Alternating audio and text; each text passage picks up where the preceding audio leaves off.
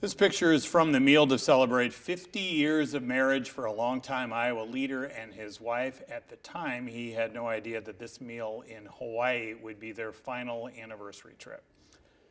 Bob Brownell has been a public servant in Iowa for the past 4 decades, and he is now going public with a private matter that has changed virtually everything in his life. Bob joins us now. I have sat down to talk with you over the years about a lot of stuff. This is going to be the hardest one we've ever done. Well, thanks for the warning. All right, let's talk about Jenna. Right. We saw that picture back when you were celebrating the 50th in Hawaii, and a lot obviously changed. So that was the fall of 21. A lot's changed since then. Right. In February of 22, she was diagnosed with Alzheimer's disease. By June, she couldn't recognize me. So it was a very fast-moving blend that they had there, that we had. I thought I could deal with it. We worked with Dr. Robert Bender at Broadlawns, who's a brilliant geriatrician, and he diagnosed it for us. On February 4th, I got the call that she had it. The call lasted about a minute, and in that minute, my life changed completely. You know, I signed up for this when I married her, and so I'll stick with it. I still love her, and she's in a great place right now, getting the care she needs. So, for you, your family had the experience that I think perhaps some families may not be familiar with, in the sense that with your wife, it was hearing issues, but not perhaps the way we might think about hearing issues that, you know, kind of signaled that something was going on. right, it's a signal of a dementia, and it's not so much hearing issues, it's hearing issues masquerading. And what I mean by that is that they have trouble interpreting language, and it poses as his hearing loss, but it's not.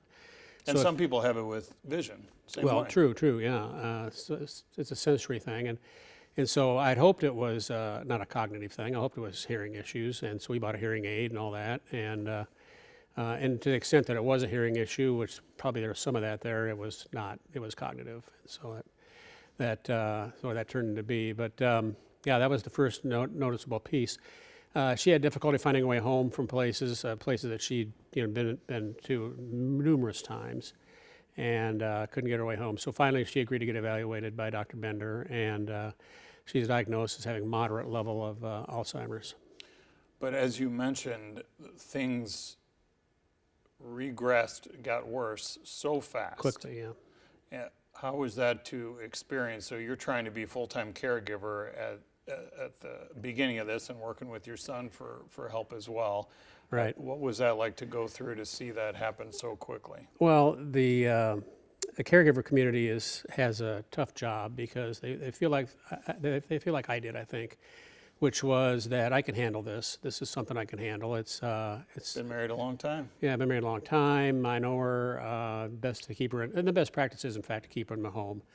So that makes sense. But you know, we think as caregivers and loved ones that we can just handle anything that comes along, pretty much. By May, I was overwhelmed. I mean, I just couldn't handle any more of it. It moved so fast. I'd get one behavior kind of accommodated, and there'd be 3 or 4 that'd pop out.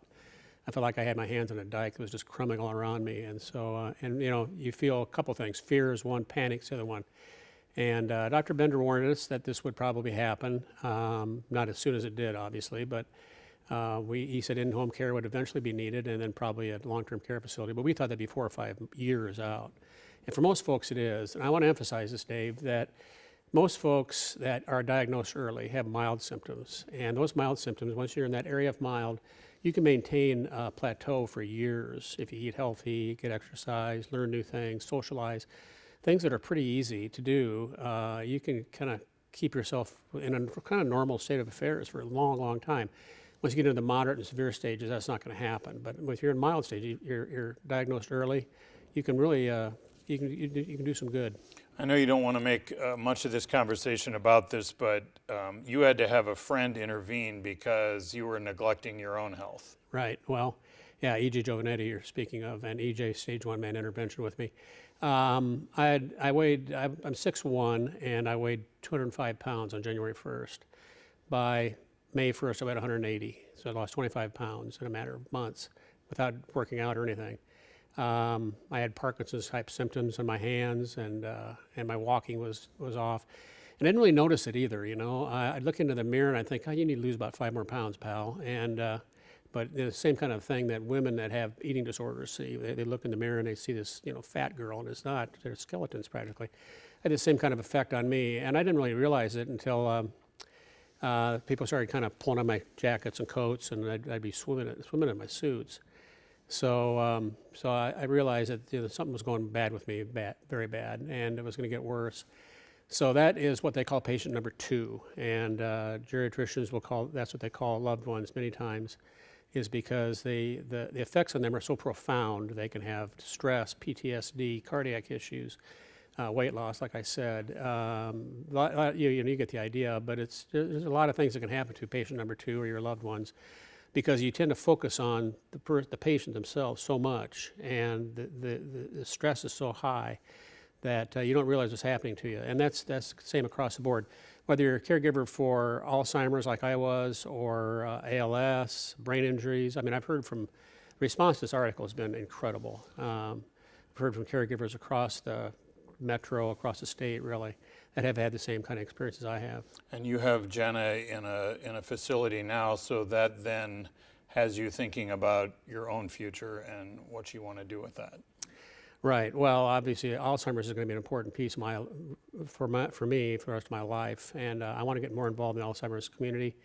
The Alzheimer's Association, which does a great job, by the way. I don't know if you're familiar with them, but they do a great job, great resources. So I want to be more active with them. I'm meeting with them in 2 weeks to see what role I can play. Maybe it's being a facilitator, maybe it's being more, I don't know. But whatever they want me to do, I'll do. But I will not be a candidate for county supervisor in 2024. So it'd be 24 years, and the Alzheimer's piece is part of it. It's not the whole part of the whole reason I'm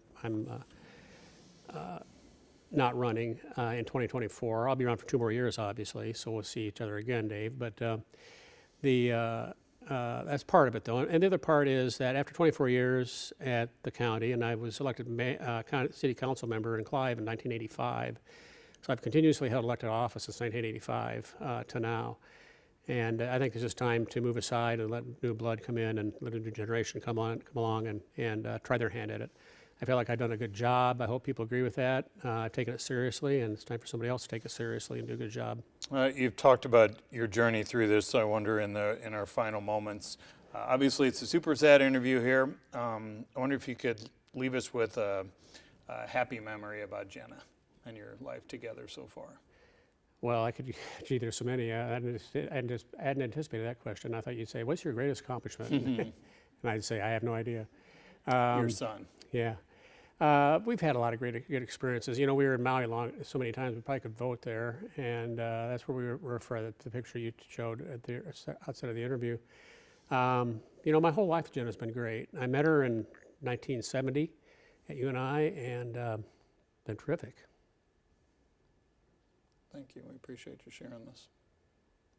Thank you for your service as well. Thanks so much for having me.